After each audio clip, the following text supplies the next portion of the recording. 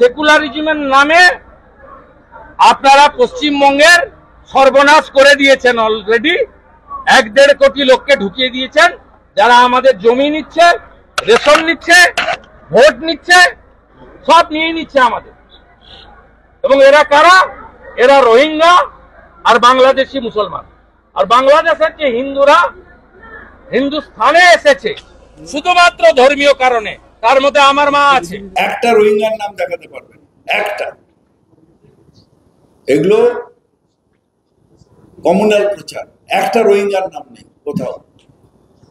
একটা রোহিঙ্গার নাম দেখো, একটা। এগুলো হচ্ছে নোংরা পলিটিক্স। রোহিঙ্গা রোহিঙ্গা রোহিঙ্গা। রোহিঙ্গা কটা আছে? রোহিঙ্গা তো ওখানে আছে, বার্মাতে রোহিঙ্গা আছে, এখানে কিসের রোহিঙ্গা? রোহিঙ্গা এবং বাংলাদেশের মুসলমান থাকা উচিত কি নেই আপনি বলুন। আপনি যদি ট্রু ভারতীয় হন, কার্গিল বিজয় দিবসে দাঁড়িয়ে বলুন এই অনুপ্রবেশকারীদের থাকা উচিত কি উচিত? ভারতীয় মুসলমানদের, পশ্চিমবঙ্গের মুসলমানদের ওই ইস্যুতে ইলেকশন কমিশনকে সহযোগিতা করা উচিত। রোহিঙ্গা দিয়ে আমরা ভোট করবো নাকি? আমরা মানুষ, বাংলার মানুষ ভোট দেবে এবং সেই ভোটে মমতা ব্যানার্জি 3 বার জিতেছে, এবার 4 বার জিতবে।